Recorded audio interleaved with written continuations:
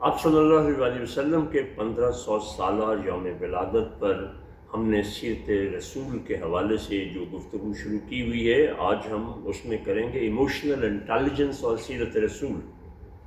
آج دیکھیے emotional intelligence جو ہے 1980 میں ڈاکٹر ڈینیل گولمین نے اس پر کام شروع کیا، سن 2000 میں اس پہ اس کے تجربات مکمل ہوئے اور اس نے پہلی کتاب لکھ کے دنیا میں تہلکہ مچا دیا۔ آج اس پہ سینکڑوں کتابیں مزید لکھی جا چکی ہیں اور لاکھوں کی تعداد میں یا شاید اس سے بھی زائد کورسز ہو چکے ہیں۔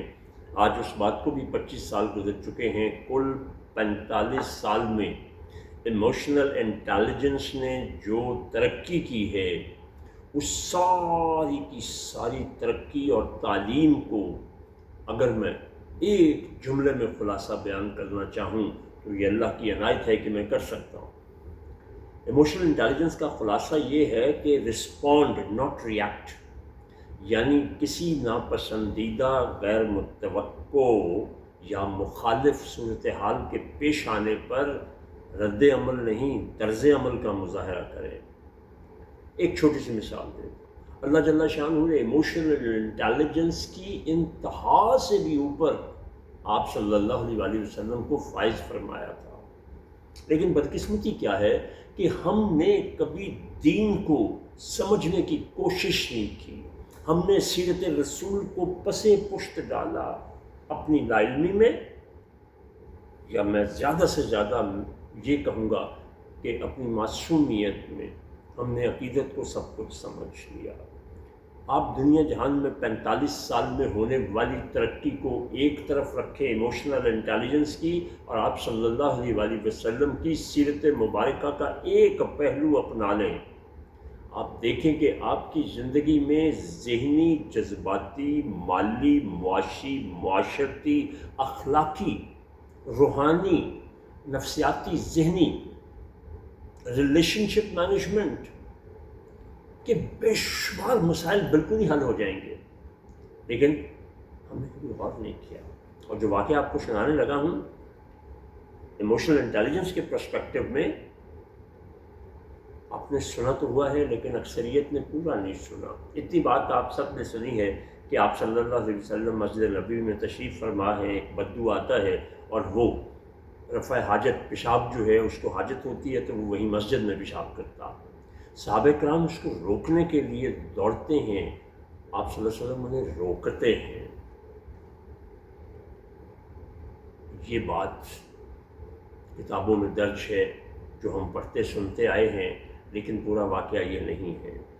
دیکھیے یہاں سے پہلی بات پتہ چلتی ہے کہ آپ صلی اللہ علیہ وسلم جو ہیں وہ اللہ کی طرف سے ودیت کیے گئے علم لدنی کی بنیاد پر یورولوجسٹ ہیں، یورولوجی کے ماہر ہیں۔ آپ یقیناً یہ جانتے تھے کہ اگر اس طرح کیا گیا، اس کا پیشاب خطا ہوا تو اس کو مثانے کی اور دوسری تکالیف ہو سکتی ہیں جو ہوتی ہیں، اس کی تفصیل میں اس وقت نہیں جاتا۔ آپ نے اس کی بات کیا کیا وہ سنیے، وہ ایموشنل انٹیلیجنس کی معراج ہے۔ آپ نے ایک تو اسے اپنی حاجت پوری کرنے دی، پھر اس کے بعد دنیا کی طاہر مطہر ترین ہستی جو ہیں اپنے دست مبارک سے اس کی پیشاب کی غلاظت کو صاف کرتی، پھر اس کو انتہائی محبت سے سمجھاتی ہیں کہ جو مسجد ہوتی ہے وہ عبادت کی جگہ ہوتی ہے، یہ اس کی اہمیت ہے۔ آپ نے نہ تو خود ریئیکٹ کیا اور نہ ہی صحابہ کو ریئیکٹ کرنے دیا، آپ نے رسپونڈ ٹو دا سچویشن کیا، جس کے نتیجے میں پتہ کیا ہوتا ہے، ہمیں یہ جو بتایا جاتا ہے کہ وہ جو ہے آپ صلی اللہ علیہ وسلم کے حسن اخلاق سے بڑا متاثر ہوا اور مسلمان ہو گیا۔ نہیں، یہ تو چھوٹی سی بات ہے۔